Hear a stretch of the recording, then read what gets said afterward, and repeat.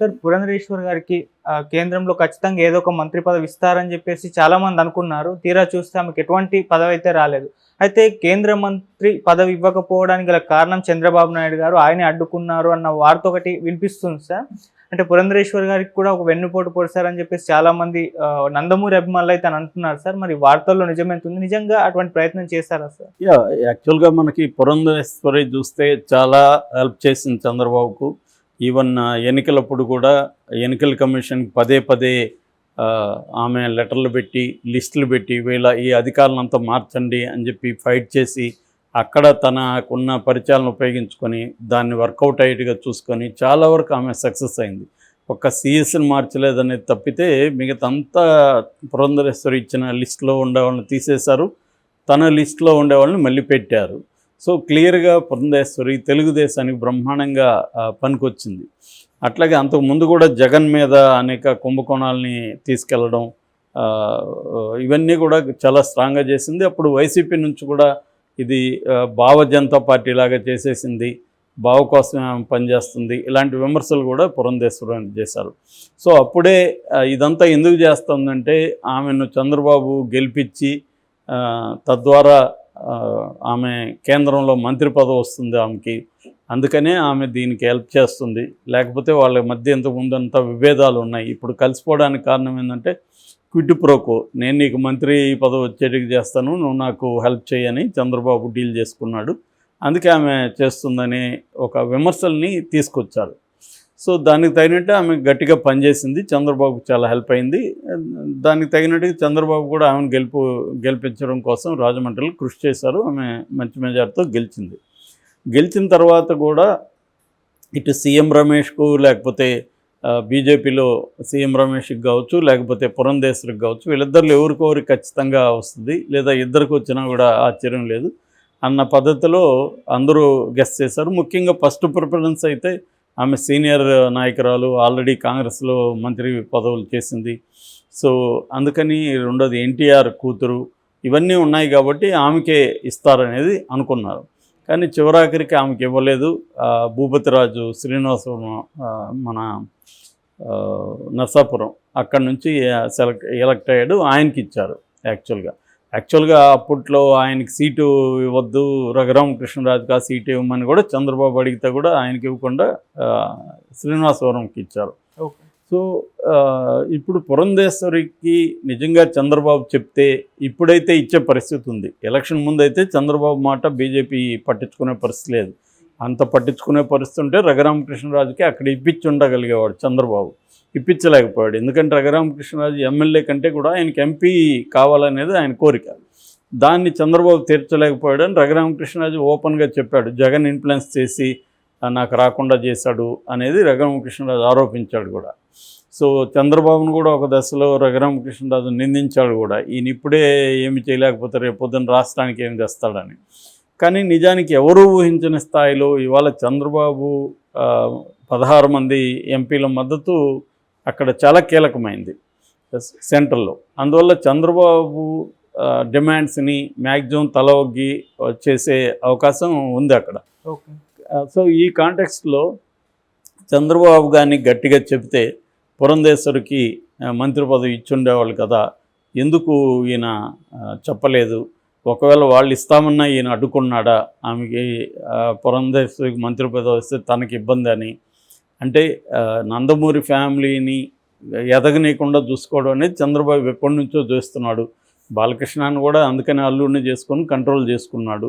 So Nandamuri ఫ్యామిలీలో ఎవరు కూడా తనకు అడ్డు రాకూడదు, తనకు కానీ రేపొద్దున లోకేష్కి కానీ. పురంధేశ్వరి ఇప్పుడు అక్కడ మంత్రి అయితే ఆమెకి ఇన్ఫ్లుయెన్స్ పెరుగుతుంది, రేపొద్దునది తనకి ఇబ్బంది, లోకేష్కి కూడా భవిష్యత్తులో ఇబ్బంది అవుతుంది. ఆమె ఒక కమ్మ లాబీని నడుపుతుంది, ఆమెకు సెంటర్ అవుతుంది, ఇది ఇబ్బంది. అట్లాగే ఎన్టీఆర్ క్రేజ్ అయితే ఉందో, లెగసీ ఏదైతే ఉందో దాన్ని తనే ఓన్ చేసుకున్నాడు, క్లెయిమ్ చేసుకుంటున్నాడు.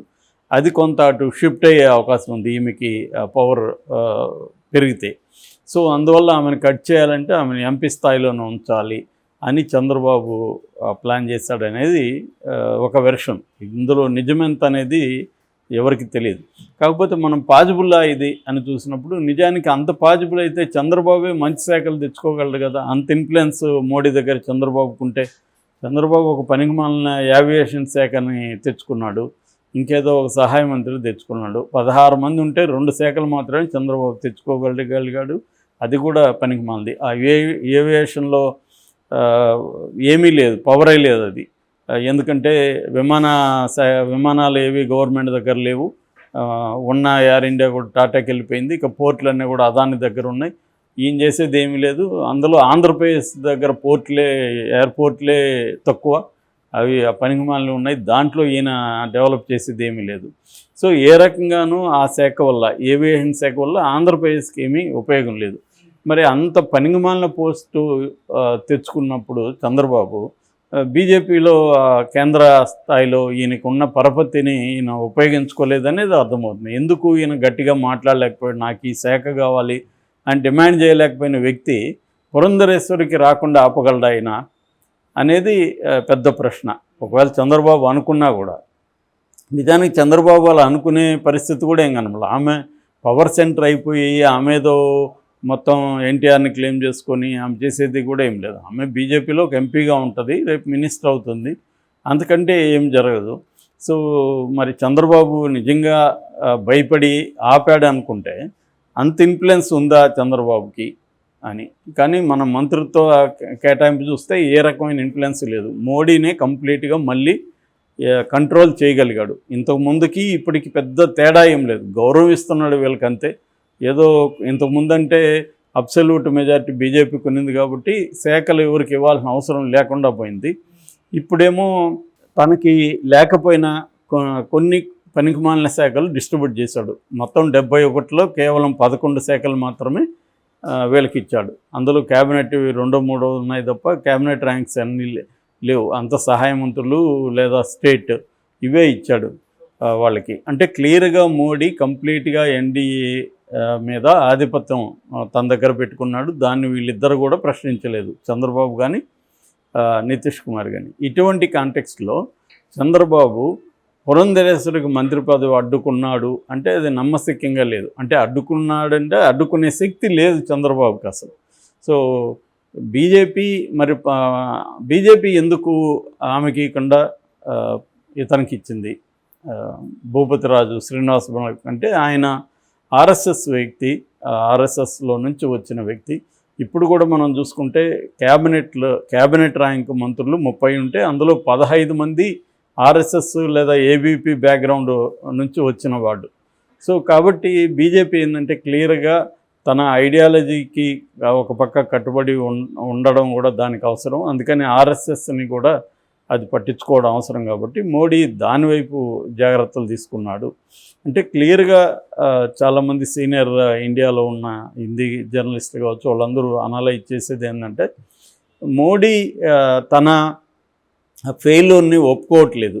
నిజానికి మోడీకి సీట్లు తగ్గాయి, 68 సీట్లు తగ్గాయి గతంతో కంటే కూడా. కానీ ఓటు షేర్ తీసుకున్నప్పుడు జస్ట్ 1% తగ్గింది. కాబట్టి మోడీకి వ్యతిరేకంగా పెద్ద ఎత్తున ప్రజలు తిరుగుబాటు చేసినట్టేమి కాదు. దాన్ని పొలిటికల్ స్టేట్మెంట్ లాగా మోడీ ఈ క్యాబినెట్ ద్వారా ఒక పొలిటికల్ స్టేట్మెంట్ ఇచ్చాడు. అంటే ప్రజలు మా ప్రభుత్వానికి వ్యతిరేకంగా మ్యాండేట్ ఇవ్వలేదు, బీజేపీ పార్టీకి వ్యతిరేకంగా ఇచ్చారు తప్ప ప్రభుత్వానికి వ్యతిరేకంగా ఏమీ లేదని చెప్పడానికే ఆయన అన్ని శాఖలను అలాగే కంటిన్యూ చేశాడు. చివరికి జేపీ నడ్డా బీజేపీ అధ్యక్షుడు నిజంగా బీజేపీకి యాంటీ మ్యాండేట్ ఇచ్చుంటే కూడా జేపీ నడ్డాకి ఇబ్బంది పెట్టాలి అయినా. కానీ జేపీ నడ్డాకి కూడా క్యాబినెట్ ర్యాంక్ మంత్రిత్వ శాఖ ఇచ్చాడు. సో క్లియర్గా మోడీ ఒక పొలిటికల్ మెసేజ్ ప్రజలకి పంపించాడు. అదేంటంటే కంప్లీట్ కంట్రోల్ నా దగ్గరే ఉంది, ఇంతకుముందు ఎలాగ ఉందో అలాగే ఉంది, నేను కొంత గౌరవిస్తున్నాను వాళ్ళని తప్ప పవర్ నా దగ్గరే ఉంది కంప్లీట్గా. సో మేజర్ కీలకమైన శాఖలన్నీ నా దగ్గరే ఉన్నాయి, సో బీజేపీ కంట్రోల్లోనే ఉన్నాయి అనేది ఆయన చెప్పదలుచుకున్నాడు. ఎందుకంటే రాజ్నాథ్ సింగ్, తర్వాత అమిత్ షా, గడ్కరీ, జయశంకర్, నిర్మలా సీతారామన్ వీళ్ళందరూ గతంలో ఏ శాఖలు ఉన్నాయో అదే శాఖలు కంటిన్యూ చేస్తున్నారు. సో అంటే క్లియర్గా తన కోర్ టీం అయితే ఉందో అదే టీము పెట్టుకొని అదే కంట్రోల్లో వెళ్తున్నాను. ఓన్లీ ఏంటంటే వీళ్ళకి కొంత చిల్లర పడేసినట్టుగా పడేసి వాళ్ళని తన కంట్రోల్లో పెట్టుకున్నాను అన్న ఇది మోడీ క్లియర్ మెసేజ్ పంపించాడని అర్థం చేసుకోవచ్చు. సో ఈ కాంటెక్స్లో